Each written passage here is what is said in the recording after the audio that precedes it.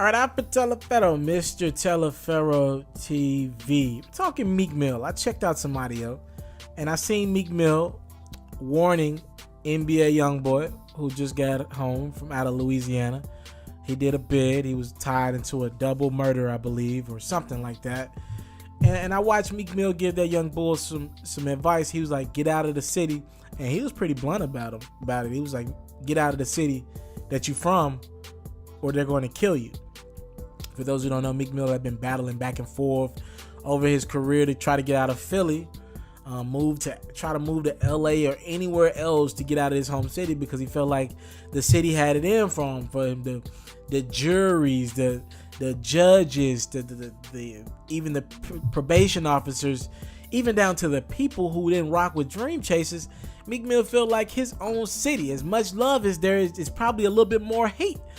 And Boosie's talked about how it's not about the cities where he go to and when he's not home. It's about when he's home where the hate's at, because that person gotta see you.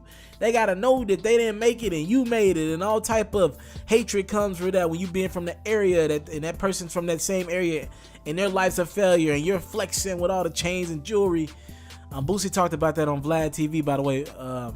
Vlad got it on his platform is going down the drain. I don't have a lot of respect for Vlad's platform right now.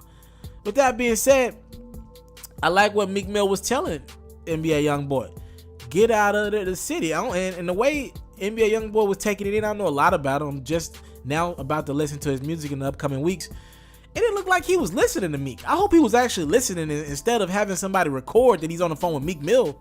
I hope he's listening to what the hell Meek was trying to tell him.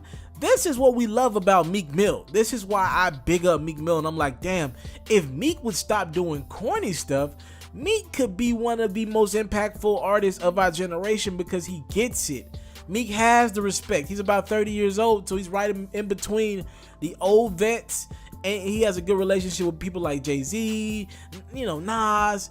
And Meek also still at that age where he still understands the young boys, the young artists, the young waves. So I think Meek has a lot of respect from a lot of guys. And it's like, Meek, if you would stop doing corny stuff, now let's switch it over. Meek posted a video on his Insta Snap saying he still listens to Back to Back from Drake. One of the most scathing, nicest diss records of all time. If you don't remember some of the words of the song just off the top of the head, is that a world tour or your girls tour? It just, it went on and on. That record, Back to Back, was nominated for a Grammy. I mean, sheesh.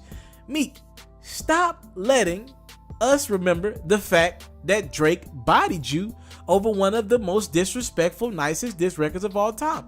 I just think if Meek could balance the corniness and the actual good components of his career, I think you could be looking at somebody who could have a Tupac-like impact on the culture. Do I believe this brother is as gifted lyrically as Tupac? No, I'm not saying that. But what I am saying is Meek Mill can have an impact, because I really think the brother gets talking to the kids, talking and telling these kids that there's more than just rapping and killing and going to jail. I really believe Meek Mill gets it. But then at the same time, you see him do something corny, like still say he listens to Back to Back for motivation.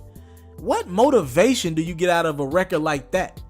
Let's not forget, Meek, all due respect to you, but the Back to Back and Charged Up records both stemmed from you turning into Twitter fingers on Twitter and saying Drake don't write his verses. Let's not forget any of this.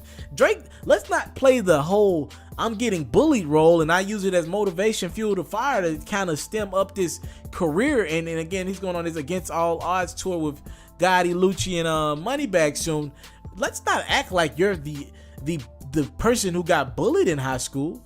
You brought this on yourself. You tried to bully Drake. You tried to end his career. Hell, there are a lot of people right to this day, even self-included, who, when I listen to a hot 16, a hot 32 from Drizzy Drake, in the back of my mind, I still have to think sometime, oh dang, this is hot, but did you write it though? Y'all remember my hashtag? Hashtag did you write it though? And that is where I kind of end with this thing. Meek can do so much good, but at the same time, the corniness that this brother has been a part of in the culture sometimes outweighs the good that the brother has done, because I really think going forward, he's going to be one of those guys from an impact standpoint that's going to dictate some of the things that we see how our culture shifts. And it's up for Meek to stop doing so much corniness and understand his gifts and the motivation that he has in his words. And by the way, guys like NBA Youngboy, man, I hope you taking them words that brothers like Meek Mill giving you. They don't come around too often. People who want to see you good and they don't think that you're going to take their spot. What do you think about Meek Mill telling NBA Youngboy to get out of Baton Rouge? And then also, what do you think about Meek Mill saying he still uses Drake's back-to-back as motivation? I go by the name of African Teleferro. You can tune in to Mr. Teleferro TV. Thank you for the time, love, support. I don't take it for granted. Salute. I'm out. If you're looking to book me for an interview, video, or by phone, if you're looking to have your music or your skill featured on my daily podcast, if you're looking to book me for a speaking engagement to help motivate some kids, if you're looking to have me rock some of your clothing to help promote your brand, make sure you hit me up at booking@ismrteleferro.com. Again, that's booking@ismrteleferro.com.